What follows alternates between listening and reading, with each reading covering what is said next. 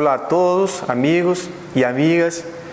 En esta oportunidad nosotros vamos a empezar una serie de reflexiones basadas esencialmente en el libro Vendedor de Ilusión.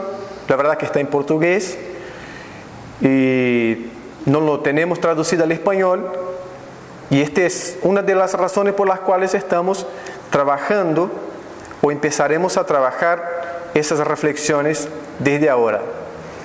En el tema que nos toca hoy estaremos nos dedicando al comercio de la fe. Es el subtítulo del libro Vendedor de Ilusión, la triste realidad del comercio de la fe. Y la verdad que el comercio de la fe puede ser considerado el tema eje del libro.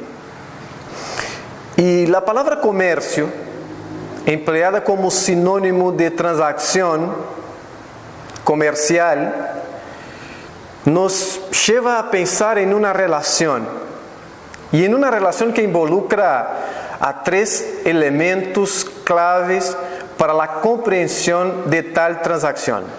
De un lado tenemos al vendedor, de otro lado tenemos al comprador y tenemos también el producto.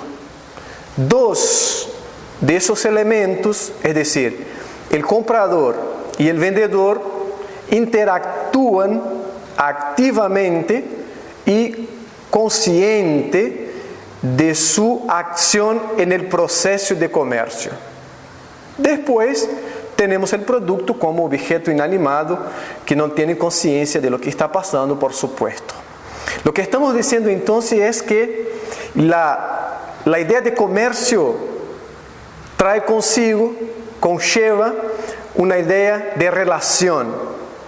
Y más que relación, una relación de complicidad. Y quiero desde ya decir que se fijen en esta palabra complicidad, porque es muy importante para la comprensión de todo lo que vamos a tratar brevemente en esta reflexión. Dicho esto, levantamos el siguiente cuestionamiento. ¿Qué es el comercio de la fe? El comercio de la fe es también una relación. Y una relación, como estamos diciendo, de complicidad. Es decir, tenemos en el comercio de la fe a un comprador o a compradores. Tenemos a un vendedor o a vendedores. Y tenemos producto o productos. Es decir, sin el vendedor y sin el comprador no hay comercio de la fe. Por otro lado, este comercio se establece sobre productos y luego vamos a ver a qué productos nos referimos cuando hablamos de comercio de fe. Para sustanciar lo que estamos hablando, para dar fuerza al argumento que estamos levantando, yo quiero analizar con ustedes, entre los muchos textos bíblicos que tenemos para hacer tal reflexión y análisis, pero quiero analizar solamente tres. Dos están en el Antiguo Testamento y uno de ellos está en el Nuevo Testamento. El primer texto está en Oseas, en el capítulo 4, desde el versículo 1 hasta el versículo 9 por lo menos. No lo vamos a leer acá, pero les pido que con tiempo después haga un análisis de todo lo que Dios dice por boca de Oseas en ese texto. Allí hay una condena de Dios hacia tres grupos muy particulares. En primer lugar están los sacerdotes, que dejaron de instruir al pueblo en la ley y en el conocimiento de Dios. Y Dios hace una queja por boca de Oseas contra tales sacerdotes que dejaron de cumplir su función, es decir, la función para la cual Dios los estableciera como sacerdotes. Después, la queja de Dios, la condena de Dios, se dirige hacia los profetas, porque los profetas dejaron de ser boca de Dios, de hablar la palabra de Dios, Y empezaron a hablar cualquier cosa, sus sueños, sus ideas, sus emociones, o cosas que simplemente sonaban bien al oído del pueblo. Y después está el pueblo. Y es interesante esta reflexión. Entran los sacerdotes, entran los profetas y entran también la gente, el pueblo. Es decir, acá se establece una relación. Dios está hablando que el sacerdote tiene culpa. Dios está hablando que los profetas tienen culpa. Pero Dios está hablando que el pueblo, que las personas, que la gente, que los cristianos tienen culpa también. ¿Y dónde reside, dónde está la culpa del pueblo? Está en el hecho de que ellos tenían la ley, la revelación de la ley, tenían la dirección de Dios para conducir a sus propias vidas y no lo hacían. Es decir, ellos habían rechazado la enseñanza de Dios, la ley de Dios, los caminos del Señor, y empezaron a escuchar las malas enseñanzas de los sacerdotes y de los profetas. Ahí tenemos entonces esta relación de complicidad, pueblo y líderes, liderados y líderes. En otro texto, que está en Jeremías, en el capítulo 5, en el versículo 31, nosotros tenemos esta misma relación denunciada por Dios por boca de otro profeta ahora, en el caso Jeremías. ¿Y qué es lo que Dios va a decir allí? Dios va a decir que los profetas profetizan mentiras. Dios va a decir que los sacerdotes gobiernan según su propia conducta, su propio antojo. Y lo que más nos interesa en esta reflexión es que Dios va a decir en el mismo texto que lo peor de todo eso es que el pueblo de Dios gusta vivir de mentiras.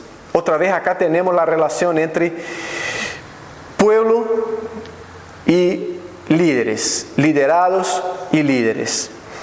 Por último, de los tres textos que hablamos, tenemos a 2 Timoteo en el capítulo 4, los versículos 3 y 4, donde se dice que vendrá un tiempo en que la gente no soportará la sana doctrina, sino que aún teniendo comezón de oír, se amontonarán maestros conforme a sus propios malos deseos, y apartarán de la verdad sus oídos y se volverán a las fábulas.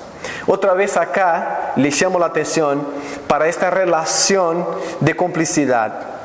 De un lado está el pueblo, los cristianos, que ya no quieren más escuchar la verdad. Al no querer escuchar la verdad, ellos van a buscar para sí a maestros que le hablen justamente lo que ellos quieren oír. Pablo llega a decir que van a tener un comezón, cosquillas en el oído y un deseo incontrolable de escuchar mentiras. Y ellos van a encontrar maestros para hablarles mentiras. Juntando los tres textos, lo que tenemos de esencial es lo mismo. Una denuncia de Dios por boca de sus profetas y por boca del apóstol Pablo, que involucra líderes y liderados, que involucra cristianos de todas las especies y independiente de la jerarquía que ocupe o del cargo que ocupe. Entonces, nosotros preguntamos entonces, ¿cuál es la consecuencia de este comercio de la fe? Muy bien, vamos a hablar de por lo menos 4. La primera de ellas es que la iglesia se convierte en un mercado, en un gran mercado. El evangelio se convierte en un producto, no más que un producto. Los líderes se convierten en promotores y vendedores de tal producto.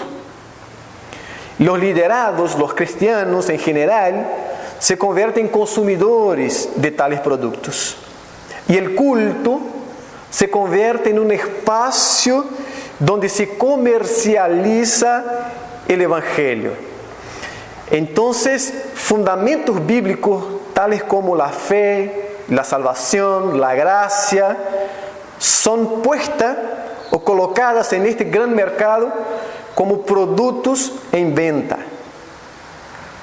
¿Quién estimula la venta? Los líderes. Pero, ¿quiénes son los consumidores? Los liderados. Son ellos que alimentan este comercio. Volvemos a decir, si no hay quien compra, no hay quien vende. Y si hay quien vende, al no tener mercado abierto, libre, va a dejar de vender. La relación entonces es complementaria. En la iglesia el consumidor ve una oportunidad de adquirir bienes espirituales religiosos. Él encara, por ejemplo, a su diezmo como una oportunidad de convencer a Dios de su buena conducta. Y en cambio, por el diezmo, él quiere las bendiciones de Dios. Él determina que Dios le dé bendiciones porque él es un diezmista, o él devuelve el diezmo con fidelidad.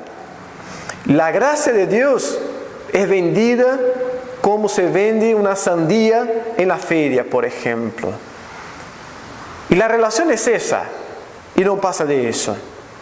Y lo que quiero llamar la atención para esta primera reflexión es justamente la interacción entre líderes y liderados.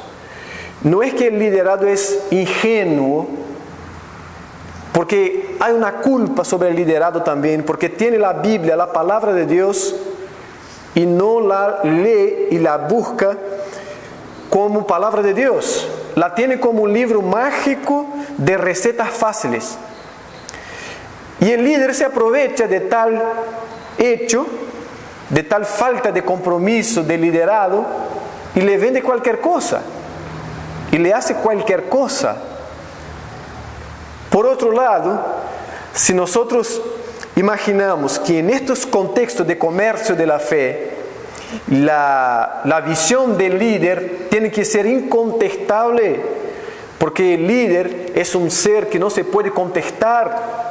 En este caso se convierte en más propicio el terreno para que el líder venda cualquier producto en nombre de Dios.